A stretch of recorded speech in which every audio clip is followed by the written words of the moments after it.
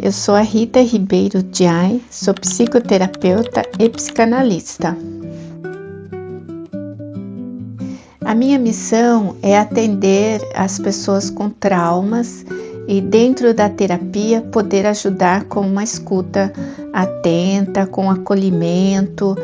E minha experiência tem sido com adultos e 100% online. Meu novo projeto é a psicoterapia infantil, onde eu vou utilizar a abordagem da TRG, que é a terapia de reprocessamento generativo, e alguns conhecimentos de alguns teóricos que venho estudando. Olha, os resultados vai depender de cada criança, de acordo com a vivência dela, de acordo com o ambiente que ela estiver centralizada, vai depender. Alguns em poucas sessões já sente-se uma mudança e outros em longos tempos. Aí cada indivíduo é único. Sim, são duas abordagens muito parecidas, porque você vai trabalhar com a criança de maneira lúdica, ou seja, através das brincadeiras e dos tatos sensoriais. Atendimento às crianças é de forma lúdica e sensorial. A criança é diferente do adulto, que tem a associação livre de ideias. Ele vai demonstrar seus sentimentos através de brincadeiras e também pelos gestos. Segundo Freud, ele dá uma introdução numa de suas obras, Mais que Além do Princípio do Prazer. Ele conta uma experiência com o neto dele, o Ernest, que era um bebê, e quando a mãe se ausentava, ficava longe do campo visual dele, ele jogava os objetos e fazia um som. É um bebê, não verbaliza ainda, mas ele fazia um som que para a psicanálise é o forta. Fort, que é oh, não tá mais aqui, né? Seria isso traduzindo para o português. E o da, voltou, né? Então é como se a criança falasse foi e voltou, né? Então, através do som que a criança balbucia, ali sendo um bebê, é possível identificar o trauma daquela parte dele que não está ali perto. E conforme o Ernest foi crescendo, o neto de Freud, foi se tornando um bebezinho, ele brincava com um carretel. Então o carretel ia, forced, foi. O carretel voltava, voltou. Então quando a mãe sai, foi. E quando a mãe volta, voltou.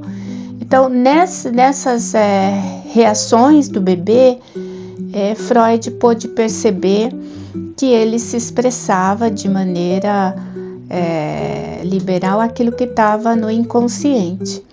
E depois Ana Freud pôde utilizar isso com os alunos dela, né, de uma forma muito mais elaborada, e foi entendido que a criança expressa suas emoções através das brincadeiras. Melanie Klein também, ela desenvolve vários atendimentos infantis, falando da importância do sensorial. O meu atendimento com as crianças será de maneira lúdica, será a domicílio. Evidentemente eu tenho alguns brinquedos que elas vão poder brincar e eu vou poder fazer a análise.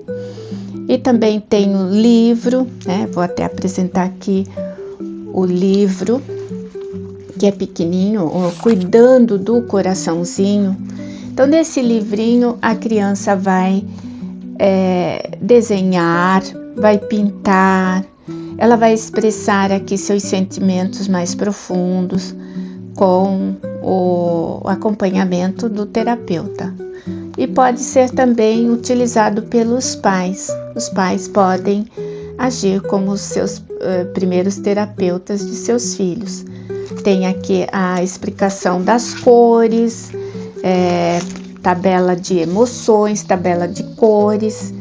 Dependendo da cor que a criança mais utiliza, dá para ver como está o estado emocional da criança. Também tem o brinquedo de torres. Quando a criança forma uma torre, né, ela vai ali. Algumas crianças até conversam com seu amiguinho imaginário, mas geralmente ela faz a torre. Quando do nada ela destrói aquela torre, também ela está dizendo uma mensagem. Que mensagem é? Aí é a função do terapeuta analisar o ambiente, a história, né, todo o contexto da vida familiar daquela criança. Por exemplo, uma criança que passa por um luto, e o luto pode ser morte de um familiar ou mesmo uma separação de pais. A criança não entende por que o adulto se afastou da vida dela.